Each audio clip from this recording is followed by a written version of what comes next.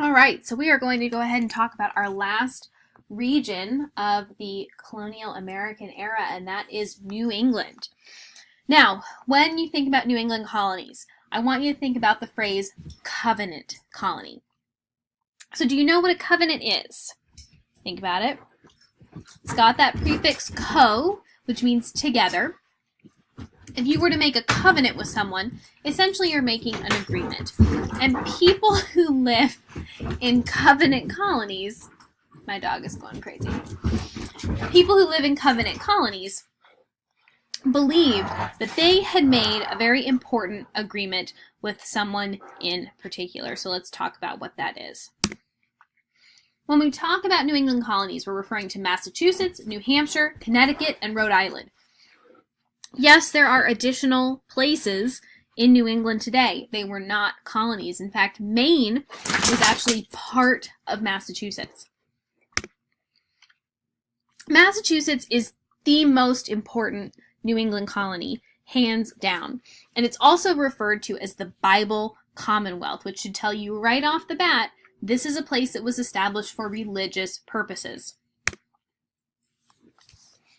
The first colony to be founded in New England is the Plymouth colony. And people tend to get confused and they just lump all of Massachusetts into one colony. But there are two colonies founded in Massachusetts, very close together. And it's the Plymouth colony and the Massachusetts Bay colony. So let's start with Plymouth because they were first. We hear Plymouth colonists all the time referred to as pilgrims. They did not think of themselves as pilgrims because someone who is making a pilgrimage is just traveling to visit a place and then leave. They were separatists. They were Calvinist Protestants leaving Europe. Initially, they left England and went to the Netherlands. They thought the Netherlands was not religious enough, so they came to America to establish a religious safe haven. The initial sailors, the people who come to live in Massachusetts, are men and women. There's young children. In fact, there was a baby boy named Oceanus who was born on the Mayflower on the way to the Plymouth colony. So the colonists who signed the Mayflower Compact set down some ground rules about what they expected from their new habitat. They wanted a mostly egalitarian society. Men did have control of the household, but women played a critical role in educating children, in farming, and helping to sustain the community. Anyone who was single, men who were unmarried, would be taken into the homes of married people and they would learn a trade until they could establish themselves. Their colony would have a central meeting house with an Athenian democracy where members of the community could influence the political decisions that were made there. Now, Plymouth colony is extremely well organized, and that helps them to thrive initially. However, to a degree, the more restriction you place on an environment, the easier it is for people to be ostracized or treated as scary or threatening or different. So take a moment to read the quote here on the screen.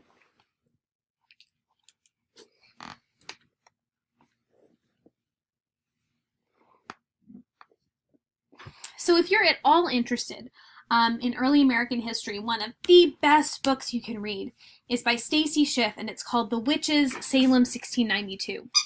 Now we're jumping ahead a little bit, of course. Plymouth was only established in 1620. But we are going to jump a bit to the 1690s because one of the most defining moments in the history of New England in general, and of Massachusetts specifically, is what happens in what's known as the Salem witchcraft trials of 1692. So if you look at this quote here, Schiff says that the Puritans defined themselves by what offended them. So rather than focus on what they embraced and encouraged, they had a long list of things that were not allowed. And that list just grew longer over the course of the colony's existence. Initially, 101 people left England in 1620. Again, I mentioned there was a baby born, 102 arrived. Only 44 survived the first winter, and it's not until the fall of 1621 they began to experience prosperity. But think about the effect that having that many people die so quickly would have had on the residents. They are now less than half of the original population. Surviving seems unlikely, and they realize that they're in a really scary environment. And when people feel frightened, when they feel threatened, they often look for a source of blame.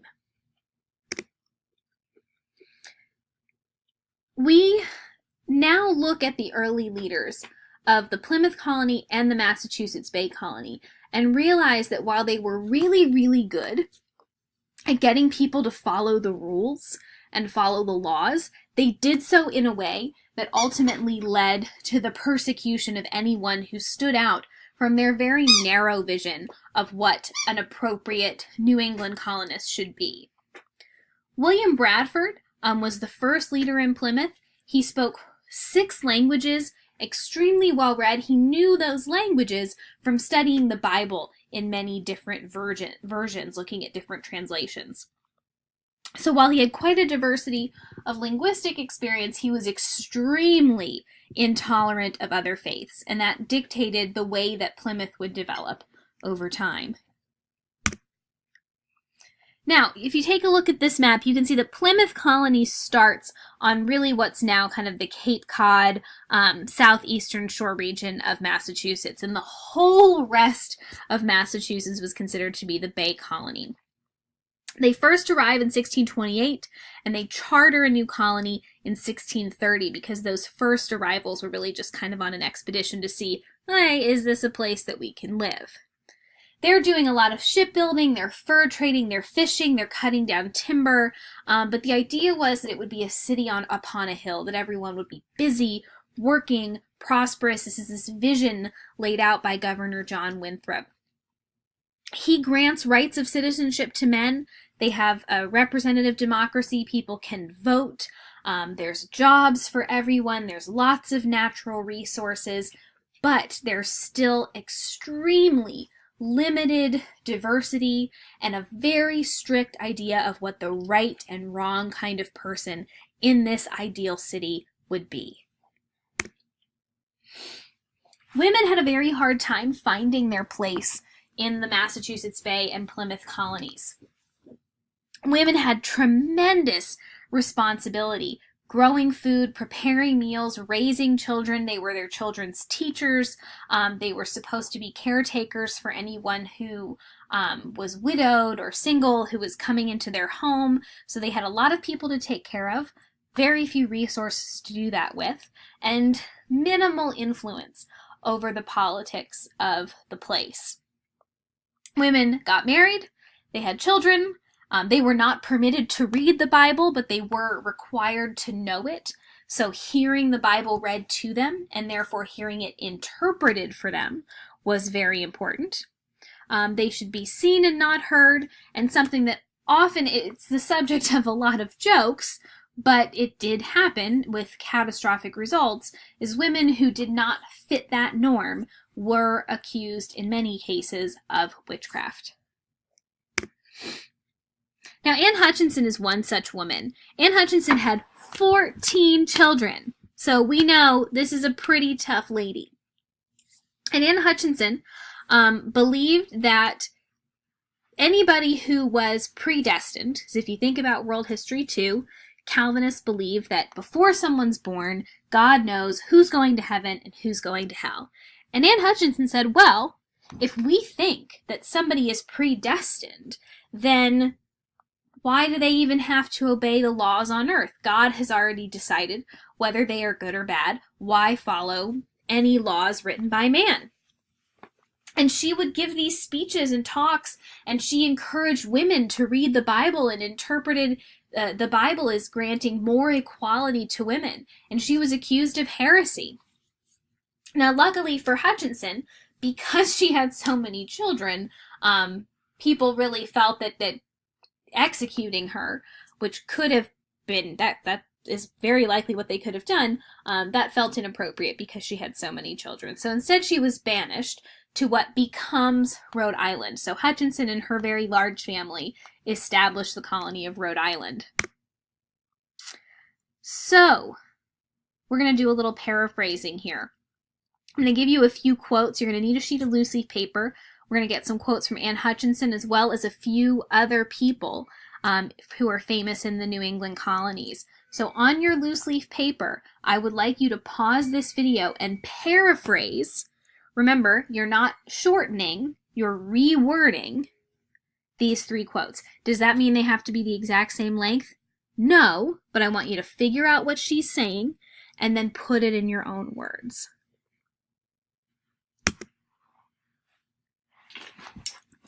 In class, we are going to talk about the Salem witchcraft trials. This is really just kind of an extra fun fact tidbit.